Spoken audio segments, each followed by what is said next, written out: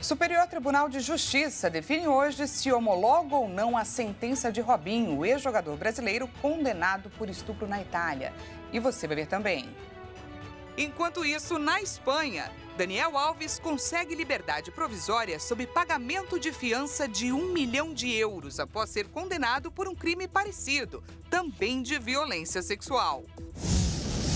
Pesquisa da Fiocruz mostra que menores de 5 anos são as maiores vítimas da dengue grave em crianças.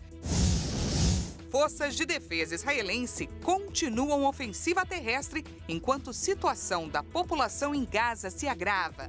Número de bebês à beira da morte por inanição só aumenta. E ainda, polêmica lei do Texas, que permite polícia prender e expulsar migrantes ilegais, é suspensa novamente.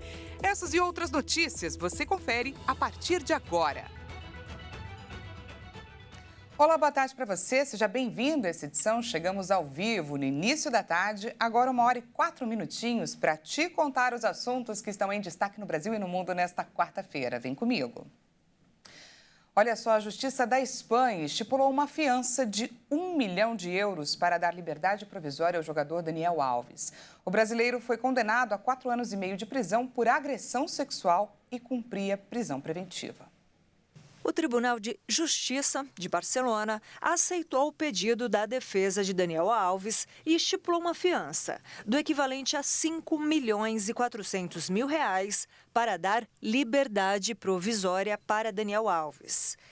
O jogador estava preso há 14 meses e foi sentenciado a 4 anos e meio de prisão por estupro em 2022. De acordo com a imprensa espanhola, a declaração via videoconferência foi feita em audiência na 21ª sessão do Tribunal de Justiça de Barcelona. Tanto a defesa quanto a acusação recorreram da condenação por diferentes motivos. Jornais da Catalunha informam que uma crise no sistema carcerário do país poderia influenciar na decisão do pedido de liberdade provisória para o ex-jogador do Barcelona. Há uma série de condições e medidas cautelares para que a liberdade provisória seja concedida. O pagamento da fiança de €1 milhão é uma delas. O brasileiro ainda deve ter seus 2 passaportes retidos e não poderá deixar a Espanha. Ele também não pode se aproximar e nem se comunicar com a vítima. A decisão, publicada nesta quarta-feira, permite que o jogador aguarde solto por uma sentença definitiva sobre o caso. A defesa de Daniel Alves disse que, por já ter cumprido 1/4 da pena de prisão, o ex-jogador vai poder aguardar a decisão dos recursos em liberdade provisória. E o Superior Tribunal de Justiça começa a analisar a decisão da Itália sobre a condenação de Robinho por estupro. Os ministros vão julgar se a pena de 9 anos do ex-jogador pelo crime pode ser cumprida aqui no Brasil. O julgamento será transmitido ao vivo a partir das 2 horas da tarde. A Corte Especial do Superior Tribunal de Justiça julga a possibilidade de Robinho cumprir a pena pelo crime de estupro coletivo de 9 anos aqui no Brasil. Chama-se homologação de sentença, um procedimento que pode validar uma decisão estrangeira e, com isso, permitir que ela seja executada no país em que o condenado vive. A Constituição brasileira impede a extradição de brasileiros natos para cumprimento de penas no exterior. A sessão será presidida pelo vice-presidente Jorge Fernandes e o relator do caso é o ministro Francisco Falcão. A Corte Especial, composta por 15 dos 33 ministros do STJ, é o órgão competente para analisar esse tipo de processo. Para que a sentença seja validada, é preciso maioria de ministros seguindo nessa linha. Como vai presidir a sessão, o ministro Jorge Fernandes vota apenas em caso de empate. Caso ocorra um pedido de vista de algum ministro, o julgamento será suspenso. O pedido de vista tem prazo de 90 dias para melhor análise. Seguimos ao vivo, agora 1h07 e continuamos a falar sobre esse assunto porque Robinho chegou a postar em sua rede social um vídeo onde ele afirma ser inocente e fala sobre ter sido condenado injustamente. Vamos ver um trecho. você ser acusado de algo tão grave, injustamente, ninguém sabe o que eu estou passando. Desde o começo, eu gostaria de falar a verdade, gostaria de mostrar toda a verdade que prova a minha inocência e eu nunca pude. Então, a minha esperança é que aqui no Brasil eu possa ter o direito de me defender. Mas o que o STJ vai decidir hoje, em sessão transmitida ao vivo daqui a pouquinho, é se ele pode ser preso aqui no Brasil ou não. E para a gente saber o que está em jogo, trazemos esse como tema da nossa entrevista de hoje.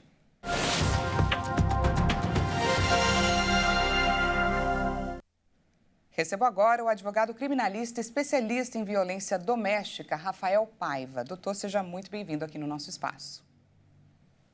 Olá, muito obrigado pelo convite. É um prazer poder colaborar com esse assunto tão importante, tão urgente. Pois é, doutor, tão urgente. Vamos lá. É importante deixar claro que o STJ não vai julgar novamente a acusação contra Robinho, certo? Apenas irá decidir se existe a possibilidade que ele cumpra a pena aqui no Brasil. Eu peço que o doutor nos explique e nos relembre sobre o caso que aconteceu, inclusive, em 2013, certo? Pois é, já são aí quase 11 anos da data do crime, já é um crime que tem bastante tempo já, e nós tivemos uma acusação formal feita na Itália.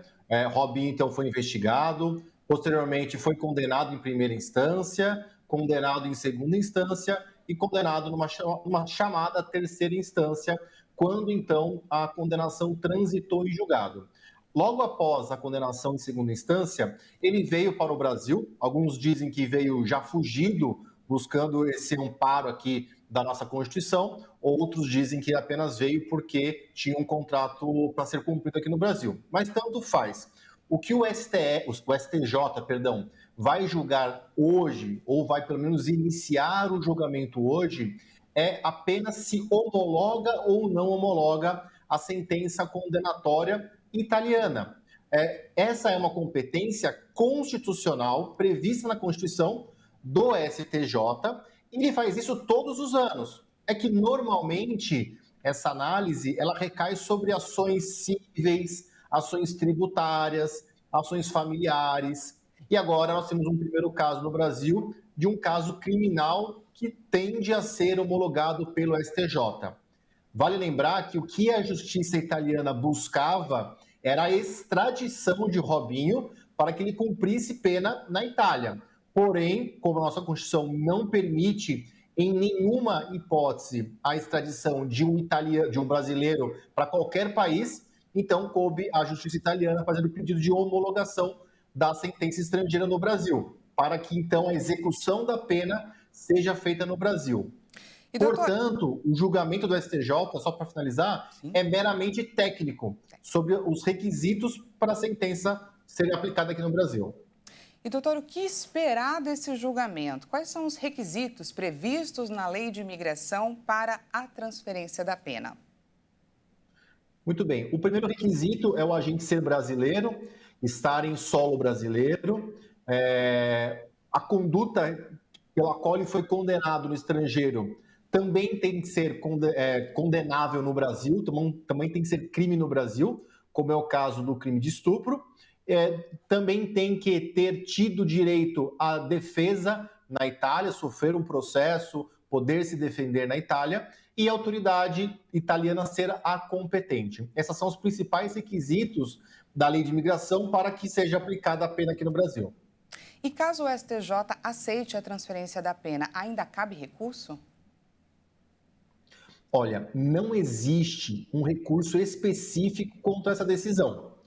Porém, existem alguns recursos que podem ser usados pela defesa de Robinho, como os embargos de declaração, que é um recurso para a própria corte, os próprios ministros decidem alguma eventual omissão, contradição, obscuridade na decisão, e também se suscita muito o recurso extraordinário para o STF. Lembrando que esse recurso extraordinário, em regra, não tem efeito suspensivo. Então, se uma vez Robinho ter a sentença condenatória validada no Brasil, ele já poderia iniciar o cumprimento dessa pena, aguardando, então, o recurso extraordinário do STF, a não ser que, de forma excepcional, o STF receba esse recurso e suspenda a execução da pena. Bom, e no dia em que a Justiça da Espanha concede a liberdade provisória ao ex-jogador Daniel Alves sob o pagamento de fiança de 1 milhão de euros, relembro aqui que ele foi condenado a 4 anos e meio de prisão, também pelo crime de estupro, isso em fevereiro. A defesa da vítima avisou, inclusive, gente, que vai recorrer da decisão de soltar Daniel. Mas eu não posso deixar claro de pedir a sua avaliação, doutor, sobre esse caso. Já era esperado esse desfecho? Não era nem um pouco esperado. Pelo contrário, quando saiu a decisão da Justiça Espanhola determinando a prisão de Daniel Alves depois da condenação, nós aplaudimos muito aqui no Brasil, porque, de fato, no Brasil, a tendência seria de que ele respondesse ao processo todinho em liberdade, em primeira instância, segunda instância, instâncias superiores. Então, nós aplaudimos em primeiro momento, porém, essa decisão da Justiça Espanhola, com todo o respeito, eu considero um assinte, uma aberração, um grave ataque aos direitos das mulheres em todo o mundo. Passa justamente uma ideia de impunidade e de que o corpo da mulher tem um preço, né? Já que Daniel Alves teve a pena consideravelmente diminuída através do pagamento de uma indenização e agora teve a sua liberdade garantida também através do pagamento de uma indenização. Então, muito preocupante, muito triste e espero que muito em breve essa decisão seja revisada pela Justiça Espanhola. É porque essa decisão traz a ideia para a gente de que o crime tem seu preço, não é? Exatamente. É horrível. Ainda mais se tratando de um caso de estupro, que é um crime tão hediondo, tão grave. Obviamente que todas as instâncias têm que ser asseguradas, o direito de defesa do jogador, mas vamos analisar, ele passou o processo preso, a instrução preso. O que mudaria agora, depois de uma condenação? Então, o fato já foi analisado por um juiz, houve a confirmação da acusação, a condenação, e agora ele se põe em liberdade. É muito estranho, é assintoso, eu imagino aqui como é que fica a cabeça da vítima e de todas as mulheres, né, que, de certa forma, se sentem vingadas, sentem que a justiça foi feita com uma pessoa acusada de estupro sendo presa e hoje, infelizmente, eles dão risada, porque é colocado em liberdade e vai saber agora quais são os próximos passos, né? Eventualmente, o passaporte dele vai ser apreendido, mas dentro da União Europeia, a gente sabe que as fronteiras são muito relativizadas. Eventualmente, se ele foge para o Brasil, nós entramos no mesmo problema do Robinho aí para discutir se vai aceitar a sentença estrangeira aqui ou não. Então, acho muito preocupante. Acho que poderia permanecer preso, já permaneceu preso durante todo o processo, que julgasse em segunda instância com rapidez, celeridade, e se confirmada a decisão, mantém-se preso. Se eventualmente o Tribunal Espanhol decidisse pela absolvição, tudo bem, coloque-se em liberdade. Mas essa liberdade provisória me pareceu muito, muito jocoso para quem atua na defesa das mulheres. Tá certo, então conversamos com o advogado criminalista, especialista em violência doméstica, Rafael Paiva. Rafael, muito obrigada pela sua participação aqui no nosso espaço. Muito obrigado, boa tarde. Até mais. E veja a seguir, pesquisa da Fiocruz mostra que menores de 5 anos são as maiores vítimas da dengue grave entre as crianças. E ainda, polêmica lei do Texas, que permite polícia prender e expulsar migrantes ilegais, é suspensa novamente. A gente volta já já, não perca.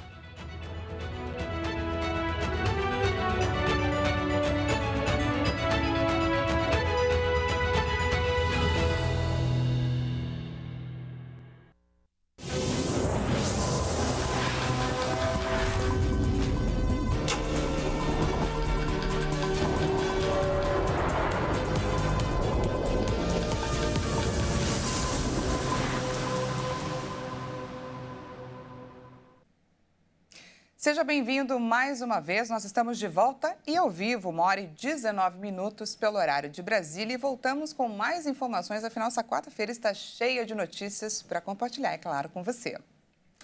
O Comitê de Política Monetária do Banco Central define hoje a nova taxa básica de juros. Pois é, a expectativa é de um novo corte que seria o 6º seguido. O Copom pode baixar mais 0,5 ponto percentual da taxa básica de juros. E esse pode ser o 6º corte seguido na Selic, atualmente em 11,25% ao ano. Caso o ritmo de queda se mantenha, o novo patamar da Selic fica em 10,75% e vai ser o menor desde fevereiro de 2022.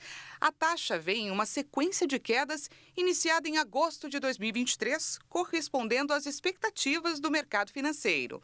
Em dezembro, por unanimidade, os diretores do órgão projetaram reduções da taxa para os encontros seguintes. A avaliação, que consta em ata, levou em conta que a taxa Selic é o principal instrumento da política monetária para determinar a inflação em uma economia. Isso acontece porque os juros mais altos encarecem o crédito, reduzem a disposição para o consumo e estimulam novas opções de investimento pelas famílias. De março de 2021 a agosto de 2022, o Banco Central elevou a Selic por 12 vezes seguidas, num ciclo de aperto monetário em resposta à alta dos preços dos alimentos, da energia e também dos combustíveis. E por um ano, de agosto de 2022 a agosto de 2023, a taxa foi mantida em 13,75%. E vamos falar agora de saúde. Uma pesquisa da Fiocruz indicou que a dengue é 5 vezes mais letal para crianças com menos de 5 anos. O índice é maior que o registrado entre os de 10 e 14 anos. O recorte da faixa etária de 10 a 14 anos foi eleito pelo Ministério da Saúde como o melhor cenário para iniciar a vacinação contra a dengue no Brasil. Segundo a análise da pasta, é o intervalo de idades com maior número de internações dentre as elegíveis para a vacina. Mas o levantamento apontou que a dengue mata mais crianças com menos de 5 anos do que adolescentes. O coordenador do Observatório de Saúde na Infância da Fiocruz, Cristiano Boccolini, acredita que o Ministério da Saúde acerta em vacinar o grupo em que há mais casos. Mas ele diz que a recomendação é que a imunização avance para as crianças mais novas. A análise mostra que foram notificados 239.402 casos em crianças de até 14 anos das 10 primeiras semanas epidemiológicas de 2024 até o dia 9 de março. A maior incidência entre adolescentes de 10 a 14 anos, seguido pela faixa de 5 e 9 anos e por menores de 5 anos de idade. Já em relação aos óbitos, a porcentagem se inverte. Foram registrados 52 óbitos por dengue em crianças com menos de 14 anos neste período, segundo a Fiocruz, sendo que 16 deles já foram confirmados e 36 estão em investigação. Do total, 44,2% das vítimas tinham menos de 5 anos. 32,7% estavam na faixa etária de 5 a 9 anos e 23,1% de 10 a 14 anos. A Fiocruz alerta ainda para um aumento de 21,2% no número de óbitos na 10ª semana em relação à anterior, o que sugere a necessidade de reforço nas medidas de prevenção à doença. No Brasil, em geral, as principais vítimas de mortes por dengue são os idosos, que somam mais de 40% das vítimas da doença e não são contemplados pela vacina Qdenga. Vamos de destaque internacional. Agora a gente fala sobre a situação no Oriente Médio. Forças de defesa israelense continuam a ofensiva terrestre enquanto a situação da população em Gaza se agrava. O número de bebês à beira da morte por inanição só aumenta. A Organização Mundial da Saúde também emitiu um alerta para o crescente número de gestantes perigosamente abaixo do peso. Mesmo em meio ao apelo da Casa Branca para que Israel repense a incursão terrestre dos militares, o primeiro-ministro de Israel, Benjamin Netanyahu, segue determinado a acabar com Hamas em Rafah, no sul da faixa de Gaza. Nem mesmo a ONU conseguiu intervir. Há uma grande preocupação das autoridades por conta do grande número de palestinos refugiados por lá. O presidente dos Estados Unidos, Joe Biden, chegou a pedir que uma delegação israelense vá a Washington para discutirem alternativas. Enquanto isso, a situação está cada vez pior para os moradores da região. A OMS fez um alerta sobre a necessidade de um cessar-fogo para que centros de estabilização emergencial possam ser construídos de forma segura no norte de Gaza. Segundo a organização, o número de bebês à beira de morte por fome aguda está crescendo. Enquanto crianças e bebês estão entre os menos capazes de lidar com a fome crônica, a OMS diz que é uma quantidade cada vez maior de gestantes perigosamente abaixo do peso. A continuação dos combates e a falta de acesso das organizações de ajuda no enclave pioram a vulnerabilidade dos palestinos que permanecem lá. E olha só, o secretário de Estado dos Estados Unidos, Antony Blinken, retorna hoje ao Oriente Médio para sua 6ª visita desde o início da guerra de Israel com Hamas. O principal diplomata de Joe Biden chega à região para pressionar por um acordo que garanta uma pausa temporária nos combates e a libertação de reféns detidos pelo Hamas. A lei estadual do Texas, que permite que a polícia prenda e também expulse os migrantes que atravessam ilegalmente a fronteira do México para os Estados Unidos, foi novamente suspensa na noite de terça-feira.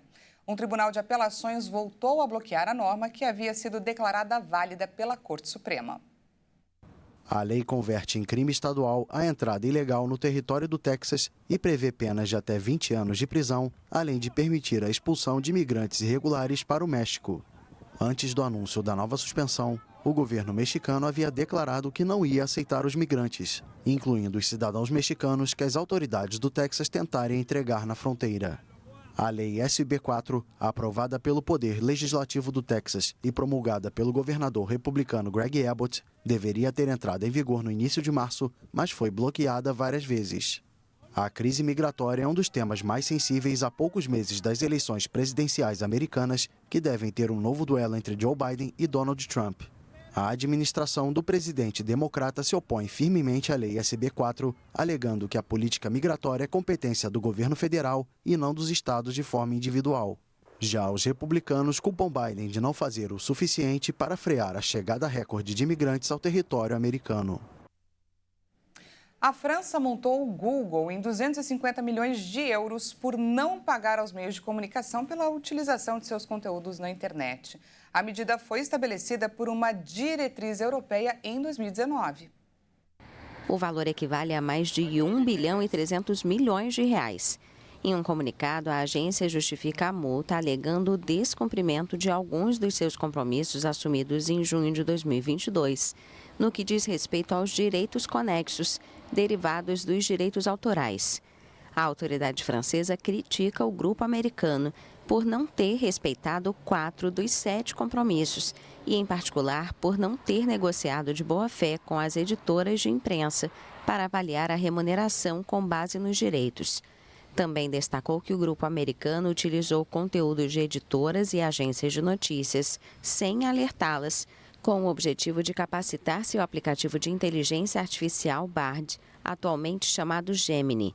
A empresa americana considerou a multa desproporcional, mas disse que deseja trabalhar de forma construtiva com as editoras francesas.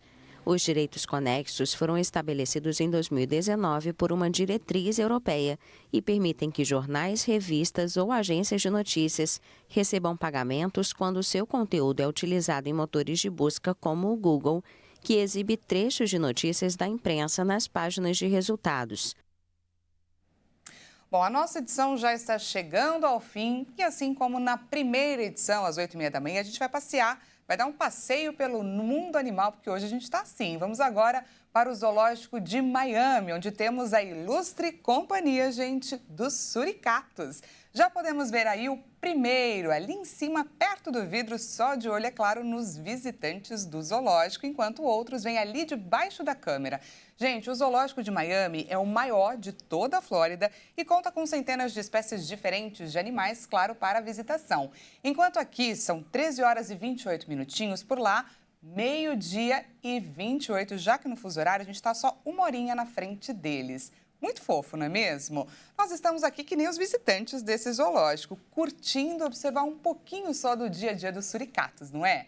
Bom, mas vamos deixar eles aproveitarem o dia deles. A gente segue por aqui a nossa vida. Essa edição fica por aqui. Muito obrigada pela sua companhia. Outras notícias você confere ao longo da nossa programação. Uma excelente quarta-feira para você. Até mais.